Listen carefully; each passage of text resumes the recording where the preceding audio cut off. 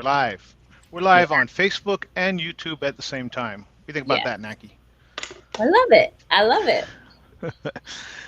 Let's see. So, Koviki Talk, Season 2, Episode 2, new platform. We are going live on multiple platforms at the same time. That's new for us. Thank you to our producer, Timena. Um, Koviki Talk is a multi episode series where we talk about all things COVID 19 from the Pacific Islander perspective. So, the goal is to have Pacific Islander guests on that speak directly to the Pacific Islander community. So, when we talk about trusted community members speaking directly to the Pacific Islander community, it's like we have today. We have trusted health clinicians on today, Mm. and we're going to meet our first one right now. Our first one is Vaelupe Maale, who's often known by her nickname Vi. She is a Samoan American queer identifying mental health therapist residing in the Sunshine State of California. She ventured out to begin her academic background right after high school and was able to become a first generation college graduate. Vi's bachelor degree is in psychology, and her master's degree is in counseling psychology with an emphasis in marriage and family therapy. She's been working in the mental health field for just over 10 years and has a great passion for supporting the journey of a healthy emotional well being. Recently, Vi has pursued the opportunity to intentionally provide visibility and a resource for Pacific Islander brothers, sisters, and non binary folk. Thus, she created her practice, Pacifica Rooted Therapy, with the intention of bridging Pacific culture and emotional well being. Vi recognizes that although there are many strengths and beautiful aspects of our Pacific culture, the importance of mental health falls short. So, welcome, Vi. Yay, thank you. Glad You to be must here. have you must have started when you were 10. If you've been in you've been in the It business has. for 10 years. Wow. Naki, why don't you introduce our is there a doctor in the house? There is a doctor in the house. Dr. Tai Fatleava was born in Motutua, Samoa, and comes from the village of Vaiusu, Lano, Samataitai. Did I get that right? And Whangaloa. Dr. Faleava is a psychologist at Mule Creek State Prison in Young, California. His duties at the prison includes individual therapy, group therapy, suicide assessment, inmate housing recommendations, and pre-release screenings. Dr. Fatleava works with level 4 inmates, which is the highest security level within the California Department of Corrections and Rehabilitation, CDCR. Thank you, Dr. Fatleava, for joining us this evening. Uh-oh. Is he on mute?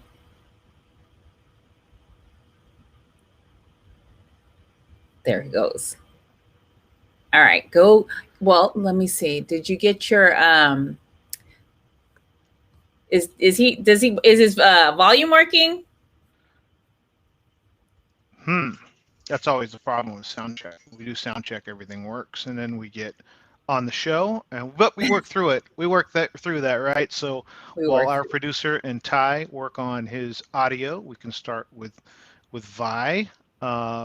We'll not do the true icebreaker until Ty gets in and is able to join us. What's in your day? It's Monday, late in the afternoon. 5 o'clock doesn't hardly ever means that we're not working. It just means that we may not be working at one job. We may be working at another. What's in your Monday, Vi? My Monday, lots of coffee so far. I will say that. Clients back to back. A little bit of self-care in between those clients. That's about it. After this, I plan on watching the sunset, hitting the beach. So looking forward to that. Oh, nice, nice. That's always one of the things that when I lived in Hawaii, I didn't take enough time to I lived in Hawaii. I should be on the beach at minimum every week, but if not every day. And one of the places that I lived was like maybe an eighth of a mile of just a walk to the beach. Oh, man. And when I look back at that, I just think, there's always important stuff to do, but self-care is truly important, especially when you're hearing about lots of people's problems. How do you practice self-care? Very intentional. I would say that first and foremost, meaning I'm doing a lot of things on purpose for the sake of where I'm at, day in and day out. So being mindful of that, whether it's going outside, whether it's eating something that I like, whether it's working out, talking to my own therapist, family time, devotionals, church. It's pretty intentional based on the need and where I'm at, but the list goes on and on. Well, intentional is probably the best word that I heard in all of that, because if you don't make a point to do it, hey, it's 3 o'clock, it's 5 o'clock, and all of a sudden you've gone a day without taking care of yourself. So appreciate that. So joining us from, I don't even know if it's halfway all around the world. I think it's more like all the way around the world, through the magic of the internet, is our guest that we were not sure she was going to make it, but it looks like she's here. So I'm going to introduce Dr. Siautu Alefoia. She's a senior lecturer at the School of Psychology, Massey University, and global fellow of the Center for Human Rights and Humanitarian Studies, Brown University. She's an experienced psychologist practitioner who has worked across various applied psychology contexts in education, health, social services, community, family violence, forensic rehabilitation, and disaster humanitarian response in Aotearoa, New Zealand, Australia, and the Pacific. She was awarded her PhD in education psychology from Monash University in 2015. As a school practitioner, she combines extensive practice and academic experience to re-inform psychology from Pacific indigenous knowledge frameworks. Dr. Alefoia founded NIUPATCH, Navigate in Unity Pacific Approaches to Community Humanitarians, a virtual and practice informed research collective in 2016. This organization shines the light on Pacific indigenous community responses of innovation to humanity's challenging needs across climates of change in Oceania. Welcome, Doctor. Talofa love, everyone, and I'm sorry you had to read all of that. We love reading that. I'm privileged to be on your Koviki talk, your evening and my afternoon. Whawhitau te lava. Well, thank you. Thank you so much for taking time out of your busy day. And Naki and I are truly humbled to be here with all three of you. And so Naki, did you do a icebreaker, or do you want me to just throw a question out there and see what our health clinicians have? Well, I'm interested to know what you would do if you knew you could not fail. So I'm going to start off with, let's start with Dr. Tai. What, if you knew you could not fail, what would you do? Well, I'll do it all. Literally everything I can think of, I would do it. So I'll probably become a astronaut. I'll become a lawyer. I'll become everything under the professional world. Yeah, for sure. Yeah, absolutely. Awesome. Vi, how about you? I'm going to piggyback off of that. I'm not sure that there's anything I wouldn't do. I try it all. Even the things that are highly discouraged, I definitely would be jumping out of some planes. I'd be getting some tattoos that I always wanted to see how they would look on my body. I jump all around Samoa, every piece of it. Yeah. So I definitely wouldn't limit myself. That's for sure. That's true. I love this question. And actually, on this afternoon, it's beautiful here in New Zealand. By the way, it's nice and sunny. I'll just give it to you short and then a quick version. I think if I knew I couldn't fail, I would go hard and join any gym under the sun. Yes. And do those CrossFit things that people look like they're amazing to do. But I think in the interim, I think the challenging bit, if I really knew I couldn't fail, I'll go ahead and overhaul our education system here in Aotearoa, New Zealand.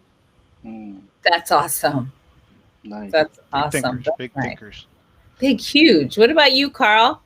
If I couldn't fail, Um, wow, I would think about trying to cure cancer.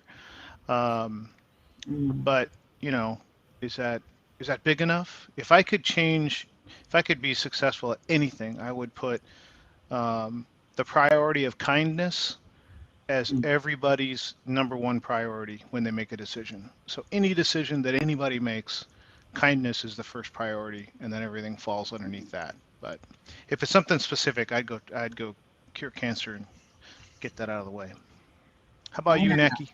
you guys are deep. I was like, I would be dancing and singing. I would be like those video girls just hopping all over the place and touring. That and eat. If I couldn't fail and I wouldn't get fat, I would eat everything. Everything. I would just eat everything. So yeah. Yeah. On that note, I envy people that could sing, and I would sing every. I mean, everybody's lucky I can't sing because that's all we do. We do a show, and I'd sing at the beginning, and I sing in the middle, and I sing at the end. I'm so envious of people that could sing. It's just, it looks like it would just be so soothing and relaxing to just sing or to, try to sing and have beautiful notes come out. I sing in my car when I'm alone, but nobody could hear it. So we are still in a pandemic, Mm. as even though that we look at it as California, had some changes in the way that the regulations were on June 15th. And personally, I went into stores and I didn't know whether I was supposed to wear a mask or not. So I still wear the mask just because I want to be respectful to everybody and I don't have to think about it. I wear one there and I don't have to think about where I'm at. Um, but there is this feeling of, hey, life's getting back to normal. There's also a feeling of, people have been working from home for so long, they don't know if it's safe. There's so many different levels of you can drive into one county from another county Mm. or drive across a state line.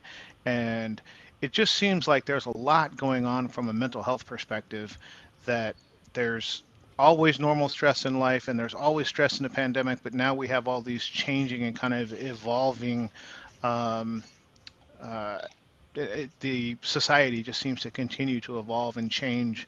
So to look at that from the Pacific Islanders perspective, in that it's affected our community much more harshly than other communities, and now it's been really driven into our head to be safe and those kind of things. And is there something from the mental health perspective that we need to think of or be aware of that we may not even be aware of when these things begin to change, um, that we should be considering as things start to open back up? And let's start on the other side of the globe in New Zealand, and asked our doctor there, are there things what are some of the stresses that we may not even realize are out there as we start to quote open up?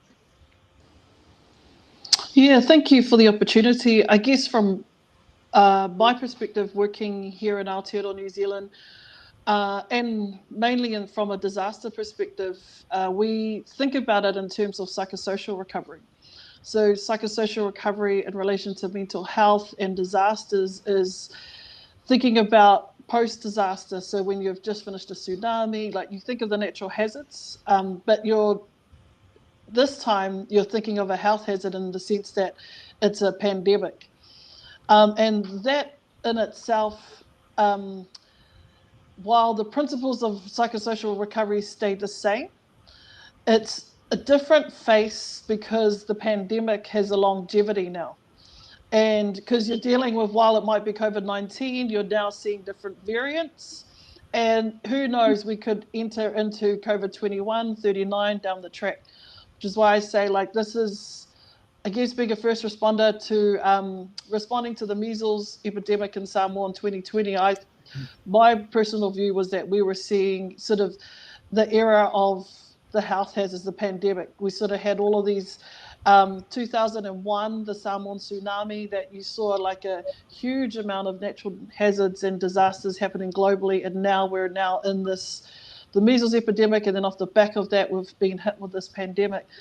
So from a mental health perspective, generally, during disasters and post-disasters, the importance of looking at psychosocial recovery and psychological first aid is the priority. So it's generally everyone touching base with everyone. So if you've and the thing about mental health is if there have been pre-existing issues of mental health, generally during a disaster and after a disaster, these get worse before they get better again. Yeah. But in the general population, you know, for us as Pacifica, as people of Oceania, we don't have a real good grip on the data around mental health, you know, because a lot of our people won't present. So in Aotearoa New Zealand, a lot of our families, we still struggle with our families presenting with mental health issues because there's still a lot of that stigma. So when you've got a pandemic, it seems to surface in other forms, you know, so it could be in family violence, and if we've already got high poverty in our communities, during a disaster and post, that also gets worse. You know, so the thing is to look at what's happening around the issues of poverty and helping people get it, like the basic needs first. So getting fed, getting clothed, having shelter, that's the number one. And then mental health comes with it. But mental health can operate together with those things when you're checking in with people. So here in Aotearoa New Zealand, psychosocial, we've been framing up a psychosocial recovery plan, a framework, with huge consultation from a lot of the Pacific community, because one of the areas that was hit hardest is a suburb called Mangere in South Auckland, where one of the churches had an outbreak last year. That was the focus of New Zealand's second outbreak.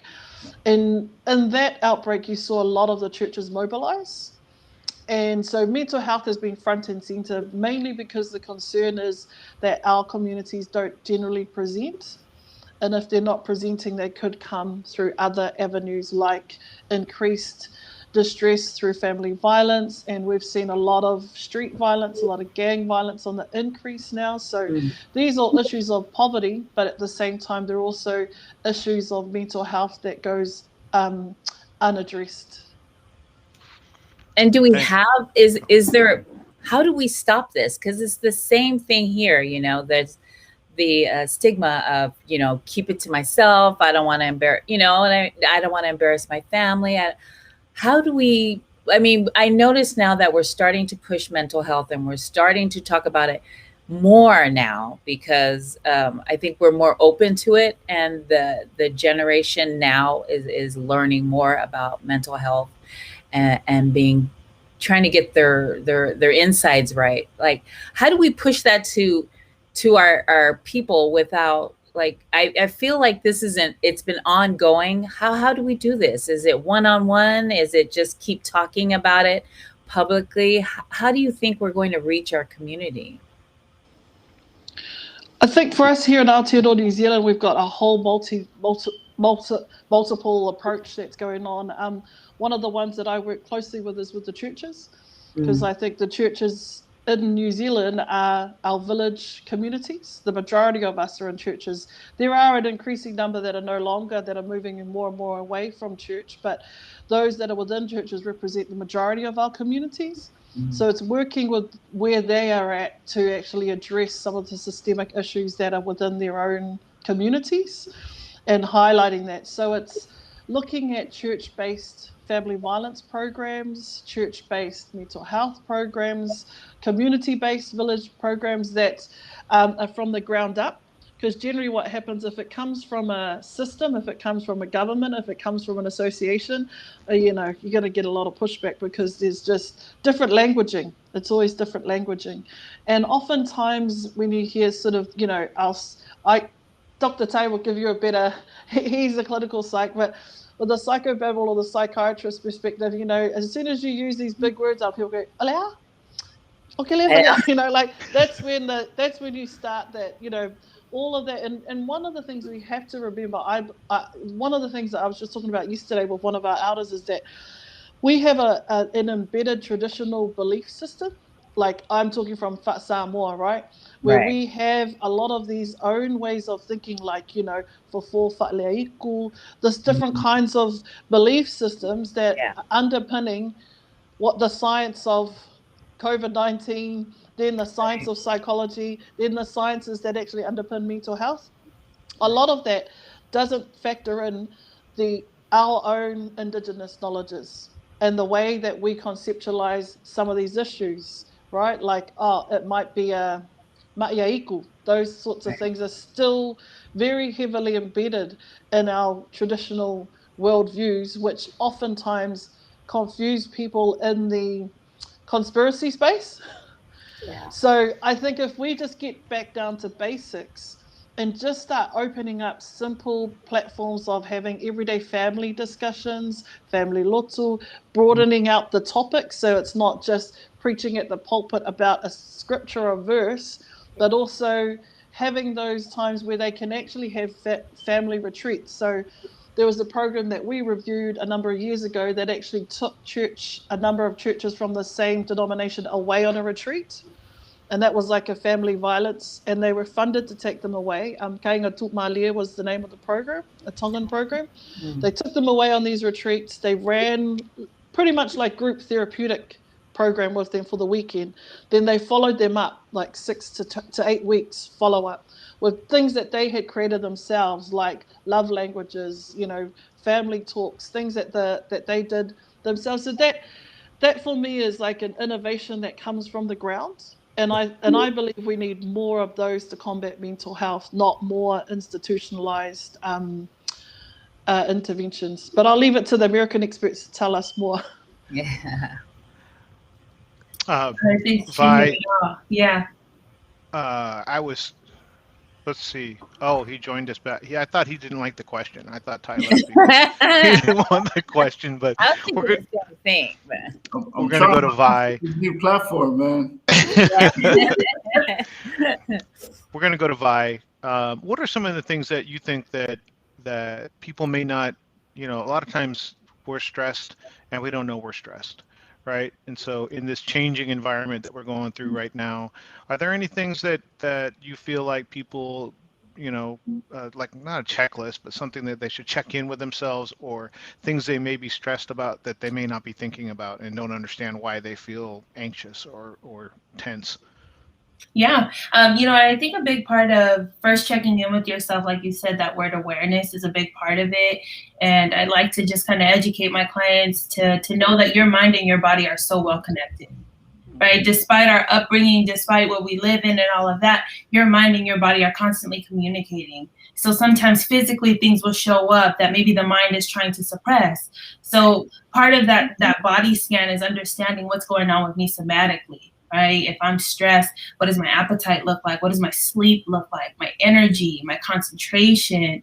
And then you kind of can dive a little further into it. Well, how is it showing up? Because I don't feel like I'm meeting those needs. Oh, I've been thinking a lot about things reopening, for example, right? That's a simple kind of classic look. If you're thinking about that, so what's happening? Well, I'm not going out. I'm isolating. I don't want to go to things, right? I'm not talking to the people that support me. So if there's some way to first kind of be aware and scan what's happening in the body, you can kind of make that connection and figure out what's at the deficit, what's suffering. And just to kind of speak to that stigma, like how Naki asked earlier, how do we work through the barrier? And, a lot of this is what I'm doing in my practice. And if there's one thing I want people to hear is to choose empowerment over shame. Regardless to what we know culturally, if you can empower someone before you make them feel shamed, we'll get to a better space. So speaking towards or addressing that stigma is just that. We show compassion. That's naturally who we are, as Pacifica people.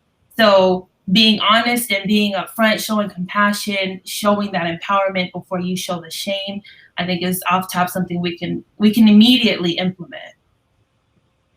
Thank you. Thank you for that. Yeah. Dr. Ty, before you take off again, are there things that people Pacific Islanders may be stressed about with the changing atmosphere we have right now, where we feel like, California's opening up, that kind of thing. Are there stressors that we may not be thinking of? Are there reasons that may be causing us to feel a certain way that we may not even be aware of? Right. So, kind of just building off of Vaelupe's answer there, there's a common misconception out there that our emotions are triggered from the events, right? But what's really happening is not so much the event that causes the emotion; it is the thought we have about the event that causes our emotion.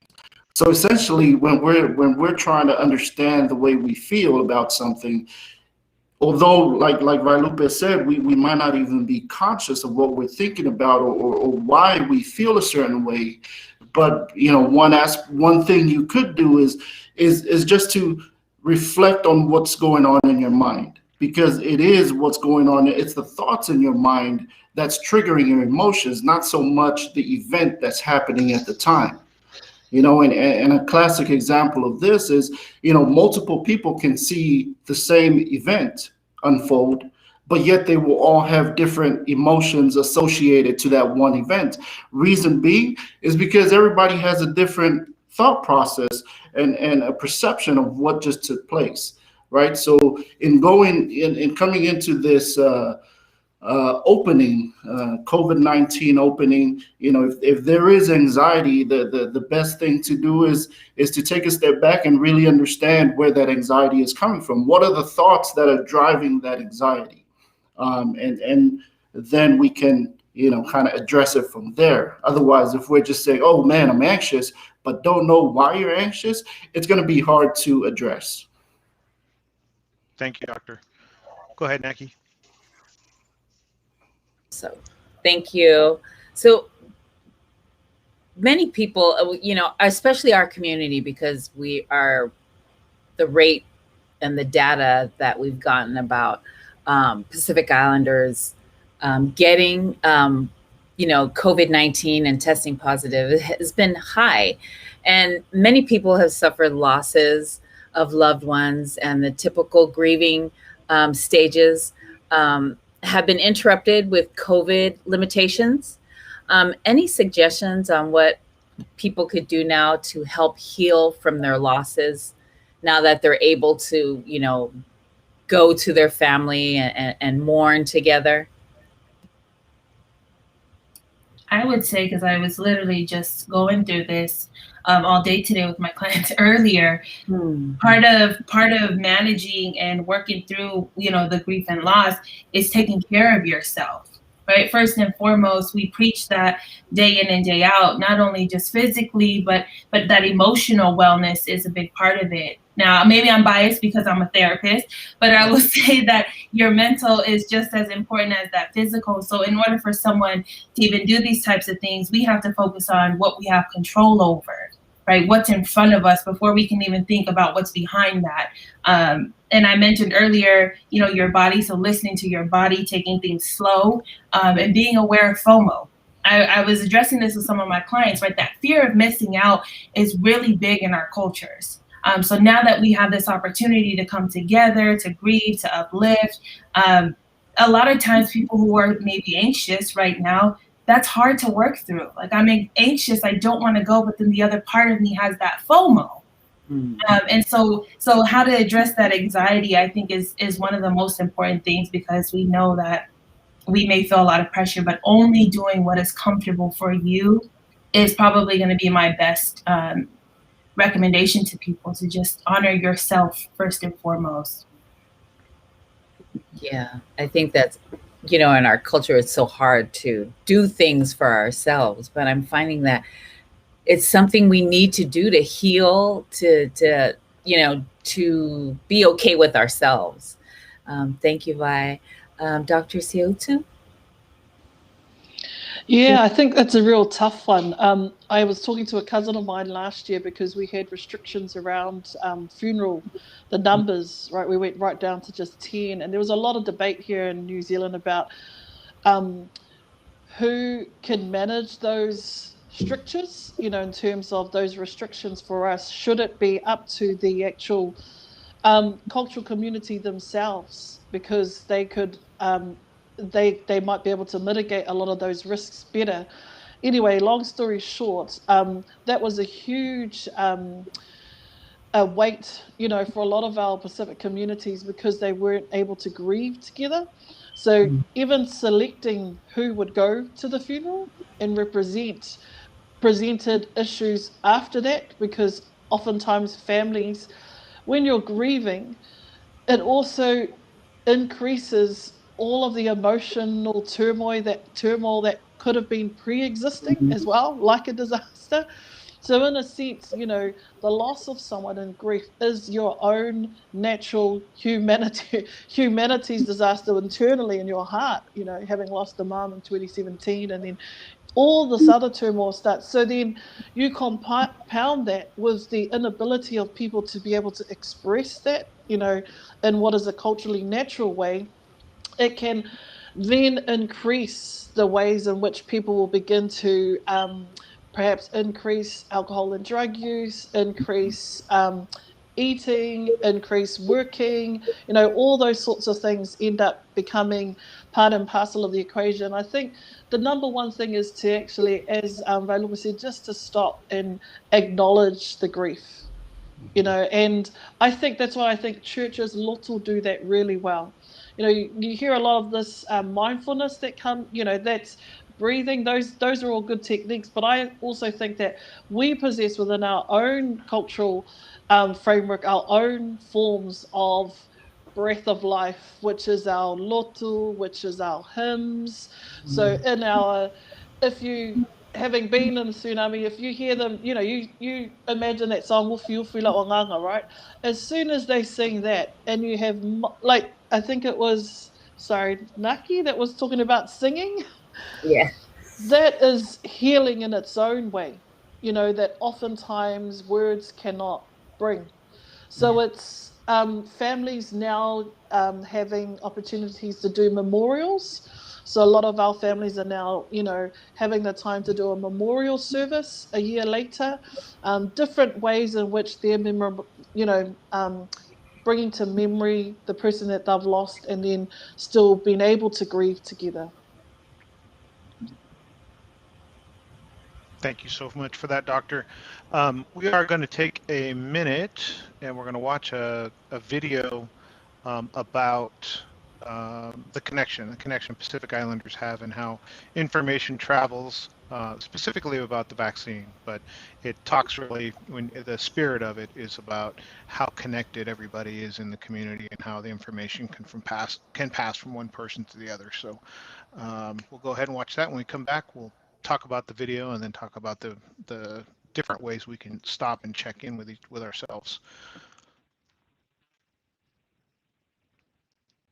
Today, Koviki got his COVID-19 vaccine. That's because everyone 12 and older is now eligible for a vaccine. Koviki then found a vaccine location for his sister. His sister sent an appointment link to her best friend, who reminded her business partner, who then, well, you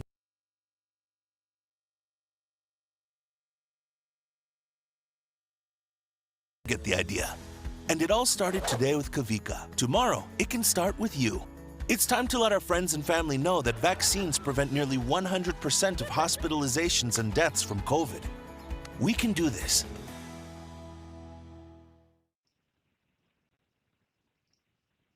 So I think the video, and we get to see the video now that we already heard it.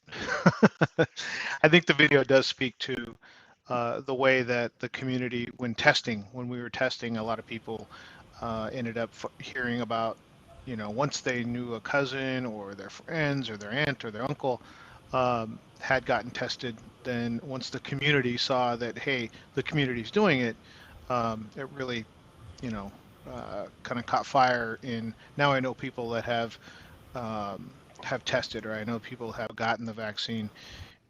How do you think, from a mental health standpoint, making the decision to or not to get the vaccine, piled on top of everything else that goes with COVID, does that make the decision harder? Does I've heard the saying, a confused mind always says no. So if you're not the most likely answer is no. Is that a thing with the decision to get the vaccine from a mental health standpoint? And let's start with Vi. Sorry, Karl. I don't know if it was only on my end, but you were breaking up, so I didn't hear the question. That's okay. The decision to get the vaccine or not to get the vaccine, a lot of times a confused mind just says no because I don't understand it. Then the answer is no because I feel like I don't have enough information. Is that whether that's true or not with the Pacific Islander community? But is there additional stress placed on Pacific Islanders because of the how tight the community is and how tight the family is and multi-generational homes? Is there more stress involved for Pacific Islanders that are trying to make the decision of whether to get the vaccine or not? Oh, 100%. 100%. See, I heard that loud and clear when you asked. But you already stated something that's a big thing is our homes are not just one generation. So dealing with that in addition to our own thoughts and our own anxiety about it is going to make a huge impact on whether or not we do something. I think a lot of times too, what I've noticed with some of my PI clients is there's almost this concern about many other things besides just getting vaccinated, right? So when you think about somebody who maybe has a history of drug use, who found sobriety during quarantine or stay at home, now the world's opening up. I don't really want to get vaccinated, but I found sobriety through this. What do I do? Do I get vaccinated? Do I continue to stay home, or do I just stay home and not get vaccinated because I know I'm not going to go anywhere for the sake of my sobriety? Right. Another example I think a lot of people have on their mind is also like this idea of the social anxiety.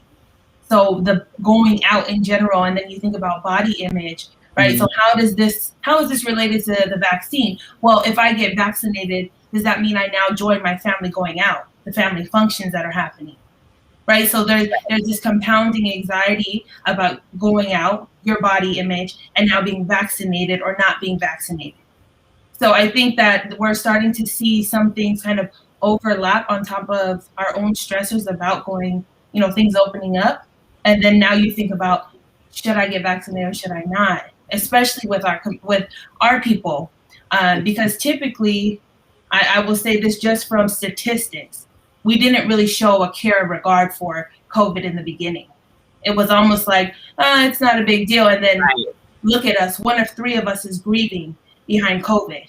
And so I think now that people are kind of sitting with that for a second, they're really starting to contemplate, should I do this despite what everyone else in my house is doing or what everyone else is saying around me, and then their own mental health challenges on top of that.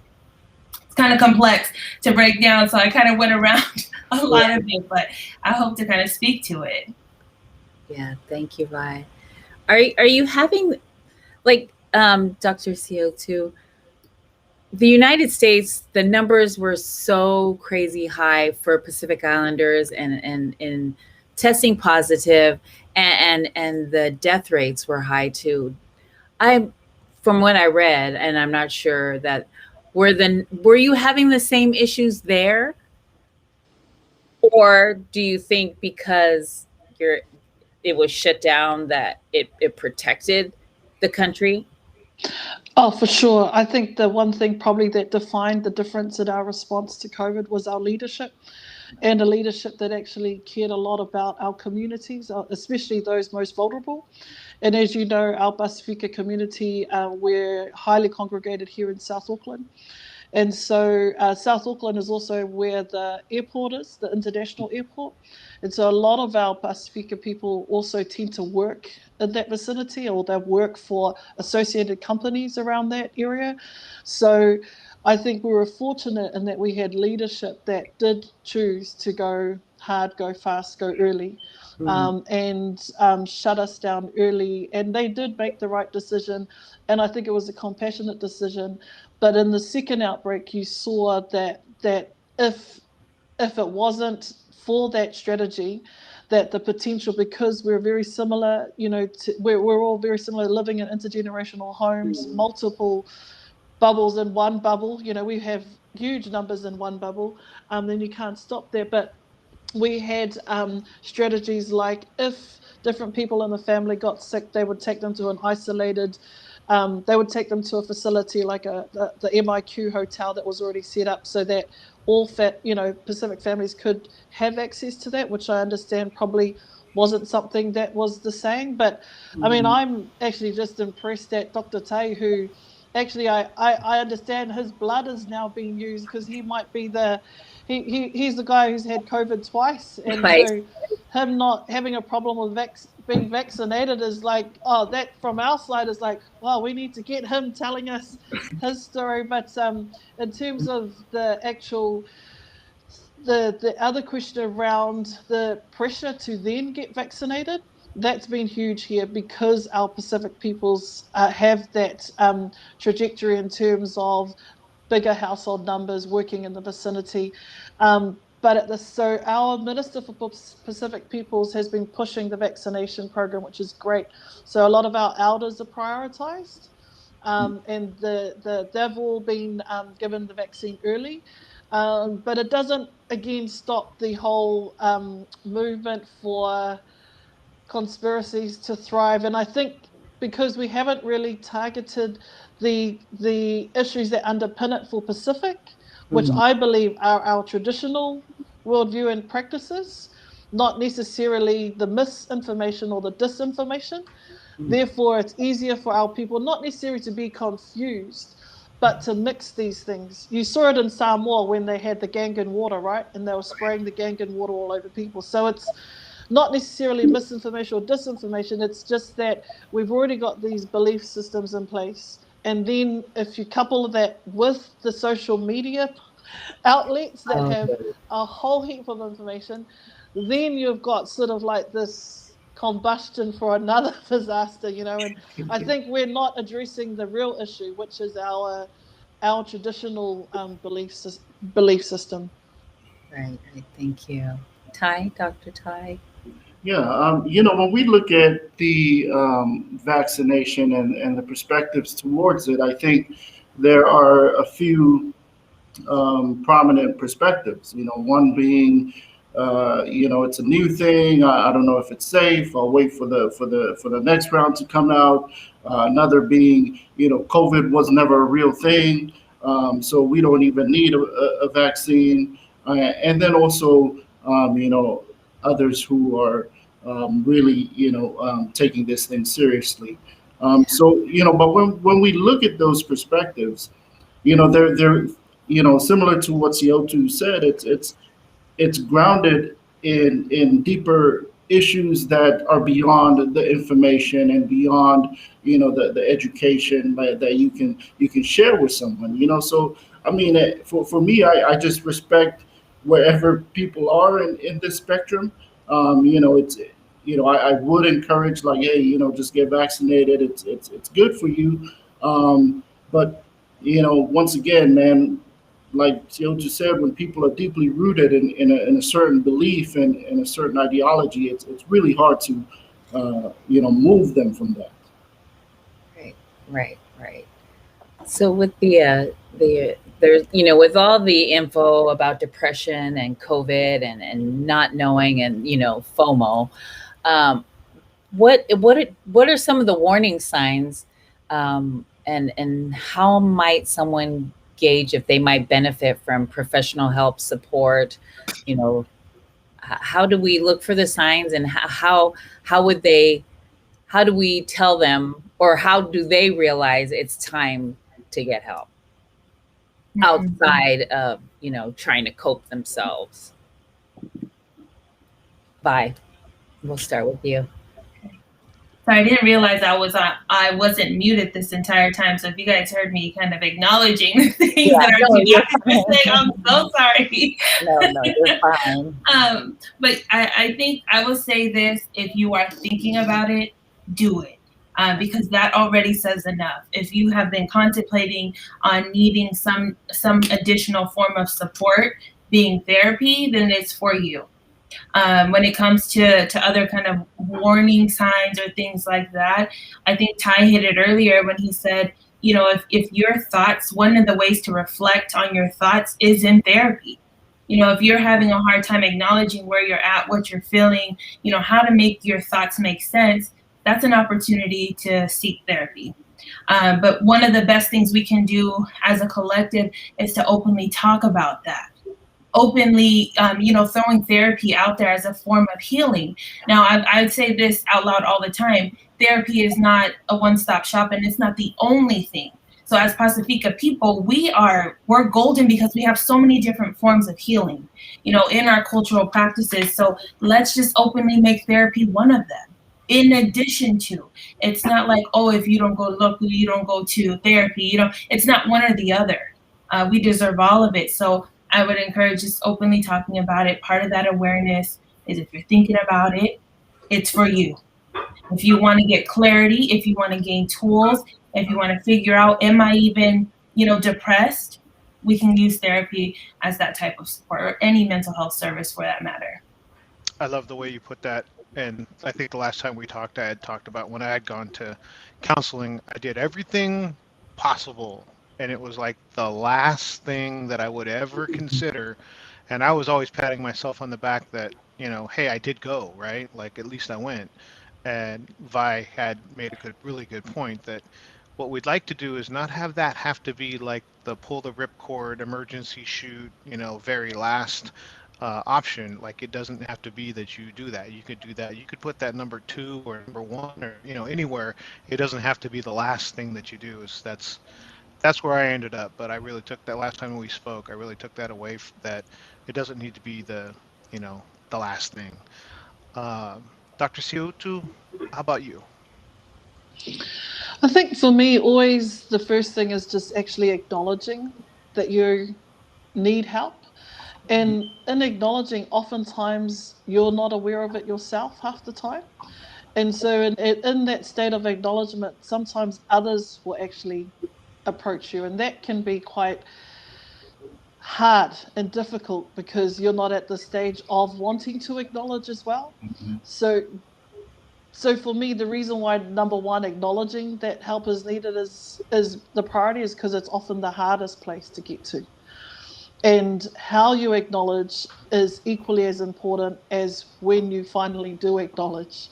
Because oftentimes your loved ones will be saying to you, you haven't been sleeping well, you don't look like you're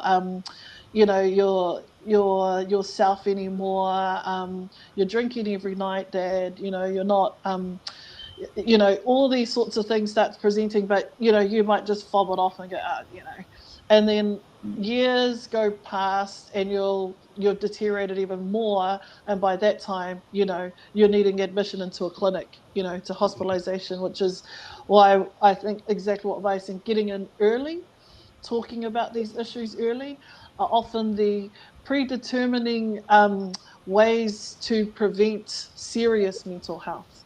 So generally our serious issues of mental health are quite low. In terms of, Dr. Tay can talk you through the DSM-4s and the psychiatric assessments and all that sort of, but we can get to that stage if we're not acknowledging early the help that we need. And it could have just been like a talk to some brother or a sister or a counselor or a therapist at some stage just to get you over that one hump. But because it didn't happen and you prolonged that stage, the help intensity increases, and then you end up having to see Tay. Right. Yeah, well, to see me, you'd have to be in the prison. So hopefully not to see me. Yeah. How are you, Ty, speaking of prison, because a lot of us have family members or, that are in prison. How are they coping with stress in there without, not a lot of detail, but are you finding that there's more stress than on top of the regular stress? Like, is COVID a reality to where you're working?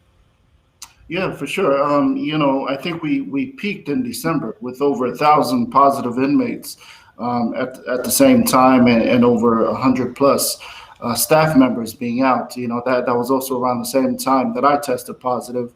Mm-hmm. And the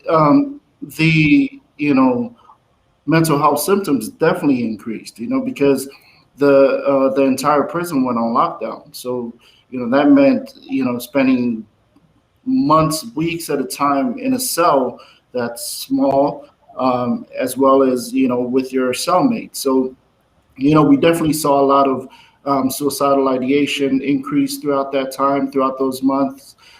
Some guys were genuine, other guys were using it as a way to just get a different scenery, to get out of their cell, go for a walk to the other building, and come back.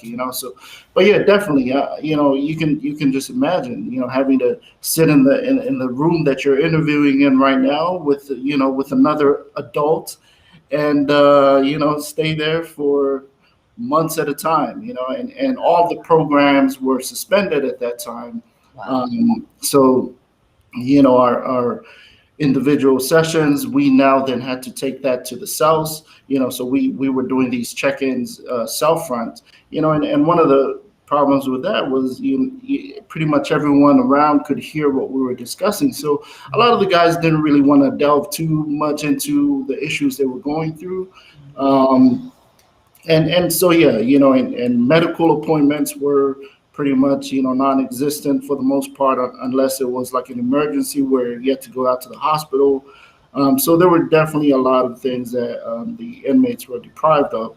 And then interestingly, just going back to the vaccination, we have about like about 86% of our inmate population that's fully vaccinated. So that's about 3,900 inmates. And then on the flip side, for our staff, we only have about 46% that's vaccinated. So that's just under 2,000, just under 2,000, so 1,800.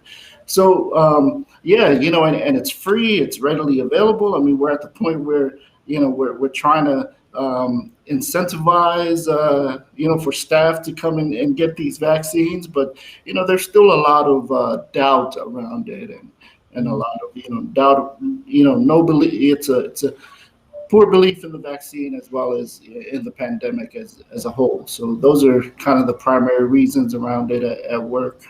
But yeah, definitely going back to the question, mental health definitely increased over the past few months. But we're slowly opening up now. So everyone's starting to come out of their cells. They're getting yard time again. They're getting day room again. So that's all positive, I guess. That's awesome. Thank you, Dr. Tai. So what would you, I guess if we're asking for anything to give out anyone that's listening, how to cope if they feel like they're going through depression or having self-doubt or not knowing. I mean, I know you said, Vi, that if you're thinking about it, then you need to do that. What advice would you give someone, and I'm asking all of you, that may or is on the edge, besides, just go for it because they're still, I don't want to, I'm not sure. Is there anything that they can do immediately, you think, or, just right now to stay stable? Dr. Siautu, let's start with you. I know this is going to just reveal my own biases, but I was brought up by a grandmother who lived to 99, and she always said to me in Samoan, kakalo, lea semia malema whaipeale kakalo, which is prayer. Right. So I always have been a massive believer in that for us as Pasifika, it's always about an interaction. So in my science of psychology, the individual is thought to exist within itself. But what I've understood is that's because it's a science that's been developed out of Euro-America, right, and manufactured in a lot of the universities. Whereas what we've been brought up with in terms of our practices and disciplines are things like tatalo, prayer, lotu, which is an interactive state of being. You're not in isolation per se, because our forefathers believe in greater than just the metaphysical. So the one thing that I would encourage people to do is to actually tatalo, is to actually have that interaction and continue to look at it as an extension of continuing that out, because God can come in many ways to the people that are around you, which means if you pick up the phone after your tatalo, or someone rings you after the tatalo, or you actually end up talking to someone or writing a letter or putting an email together, all those things, I think they capture Te Talo for me. Te lava. Thank you. Bye. I would say ditto. I'd be lying if I didn't start there. But for those of us too, who are maybe still finding that for themselves, a sense of like healing and a higher power, I would say sticking to your regular routines, your basic necessities, doing what's comfortable for you. So anything that causes discomfort, maybe right now is not the time for it, or anything that causes you a severe amount of stress, not right now. And being able to kind of find a routine might be helpful when we're struggling, where we're not ready to start therapy or things like that. Finding a routine that makes sense for you. And then staying connected is a big part of this. Staying connected to the places, the people, the hobbies that serve you. So we're going to be, I used that word intentional earlier. I think there's power in that, doing things on purpose, for the sake of your survival. If that's the bare minimum, let it be that survival mechanisms of sticking to your regulars and what is comfortable for you. Awesome. Thank you, Dr. Ty. Yeah, I would say if you are there's an issue with how we see mental health problems. Like Siautu said earlier, that we usually come out when it's severe. When it's only like the more severe mental health issues. That's when we're like, oh, it's time to see a professional. And one of the contributing factors to that mindset is the way we normalize difficult times. We just say, oh yeah, I'm feeling depressed, but man, that's just how it is. Or I'm feeling anxious, but man, that's the Samoan lifestyle. We just have to do X, Y, Z. So part of that normalization has made us somewhat desensitized to when we should reach out for help. So in terms of when you should, if well, like Vaelupe said, when things are starting to feel uncomfortable, when your day is beginning to be impacted by your emotions, you're not enjoying things that you used to enjoy before. And my word of encouragement would be to just be bold and talk to someone. Talk to someone. It doesn't have to be a therapist at first. It can be your friend or family member that you trust. And yeah, go from there, because it's sometimes getting into therapy is seems like such a huge step. It's like, oh my gosh, I'm about to go see this person, and now I'm gonna have to reveal my entire life. It's not like that. It's not like the movies where you just go in and share what you want to share, talk about what you want to talk about. It's your space. You can guide it in whichever way you want. All right, so yeah, it's not a hypnosis or anything like that. Yeah. And I'm so sorry, guys. I totally forgot. Breathe. Yes. That's my quick go-to. Even for myself, oftentimes you'll see young kids when they're in like a state, and they're just getting quickly distraught. Oftentimes, I advise our teachers in terms of the educational psych, just give them something to hold on to, because for kids it's tangible, and then just breathe. If you can't get to 10 deep long breaths, just try 5 first. Just work your way up, but ultimately try to get to 10 deep breaths. Awesome. Thank you so much. The hour has gone by so quick. We so appreciate your time and you making space and time for us. Thank you, Dr. Ty. Thank you, Dr. Siautu. Thank you, Vaelupe. And I don't know how to thank you for the information that you've given us here. It's going to replay all week. And the one thing that I love that it replays is because people watch and are inspired to see 3 brown faces on here that are psychologists, therapists, and we're everywhere around the world.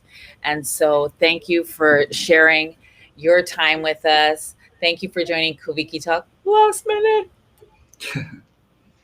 We're here every Monday from at 5 p.m. You can find us here, also on YouTube. Thank you so much for joining us, and we'll see you next week.